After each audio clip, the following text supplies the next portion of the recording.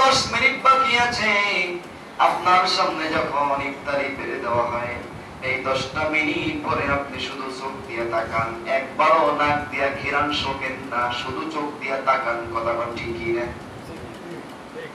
ইফতারের আগে সোলাবনা কেমন ঘিরান, পেঁয়াজের ঘিরান কি হাত দিয়ে নিয়ে নাকের সামনে নিয়ে এরকম কারো ঘিরান শুকতে দেখছেন?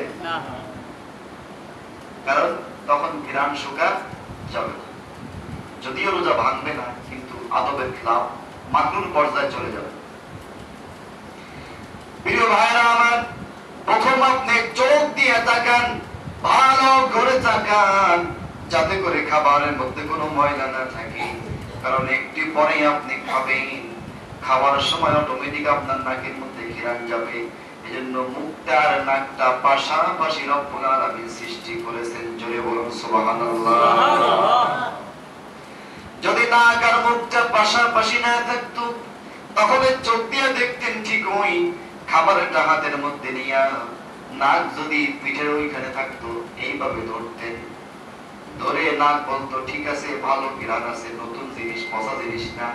এবার আপনি ঘুরাইয়া এনে মুখে দিতেন, এই যে ঘুরাইয়া আনতেন আবার নিতেন, এতে আপনার কষ্ট হতো। কথা কোন ঠিক কি না?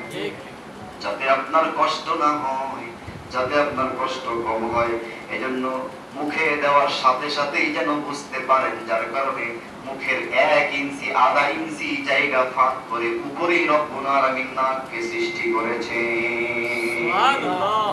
আরো জোরে সুবহানাল্লাহ। যাতে করে আপনার কষ্ট না হয়। শুধু কষ্ট হবে এতটুকু নয়, আপনি যখন খাবারটা পিঠের মাঝখানে নেবেন, কারণ নাক ওই জায়গায়, মাঝখানে নেওয়ার সময় হাত থেকে পড়ে যেতে পারে, অপচয় হবে। আবার আনবেন, আনার সময় পড়ে যেতে পারে, অপচয় হবে। অথবা আপনার হাতের থেকে যদি অন্য কেউ কেড়ে নিয়ে চলে যায়, আপনি টেরও পাবেন না। সুতরাং কতটুকু সেফটি সহকারে রব্বুল আলামিন আপনাকে আমাকে সৃষ্টি করেছেন, একবারও তো চিন্তা করেন না। কতটুকু সেভ করার জন্য আপনাকে আমাকে সৃষ্টি করেছেন। খাবার এটি আল্লাহ পাক আপনাকে সেভ করার ব্যবস্থা করে দিয়েছেন, ওখানে নিলে রান্নেন পড়ে যাবে। শুকনা খাবার নাই, আপনি এভাবে ধরলেন, ভিজা খাবার পায়েস, ওইটা যদি ধরতে যান আর যদি পিছনে নাকের কাছে নিতে যান, একটু থাকবে নাকি? কথা কম থাকবে? কি এটা মুশকিল? বলবেন আমি প্লেট সহকারে নেব, পিঠের ওইখানে প্লেট কিভাবে নেবেন? নেওয়া যায়?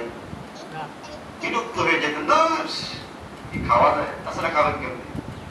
কারণ ওখানে ধরতেই হবে, ভালো না খারাপ এটা বোঝানোর জন্য মেশিন একটা। কথা ঠিক কি না?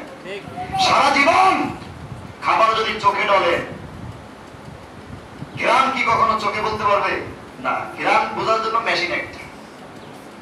প্রিয় ভাইয়েরা আমার, এজন্য রোজার প্রথম আদব চোখের দৃষ্টি শক্তিকে ঠিক রাখা, চোখের দৃষ্টিকে অবনত রাখা, চোখ যেন অন্য দিকে না যায়। আপনার হালাল স্ত্রী বাদ দিয়া আরেকজনের বউয়ের দিকে, ভাবির দিকে যেন চোখ না যায়। প্রথম হলো রোজার আদব 1 নম্বর, চোখের দৃষ্টিকে হেফাজত করতে হবে।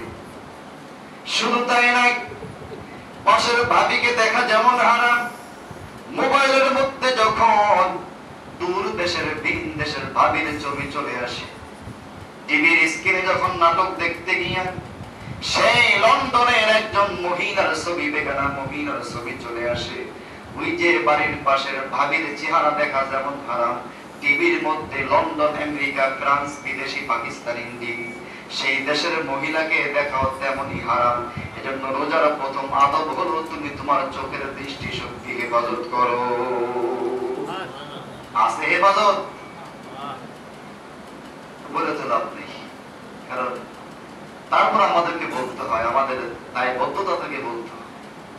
তো যদি আপনি হেফাজত করেন, রোজা 100-100 করব। আর যদি হেফাজত না করেন, তাহলে গুল্লাটা কি পরবর্তীতে আসবে। প্রিয় ভাইরা আমার, ব্যাখ্যা দিতে গেলে অনেক টাইম লেগে যাবে। তাহলে সর্বপ্রথম চোখের হেফাজত। নাম্বার 2, কানের হেফাজত। কান, 2 কান আছে না? কানের হেফাজত কেমনি? কানের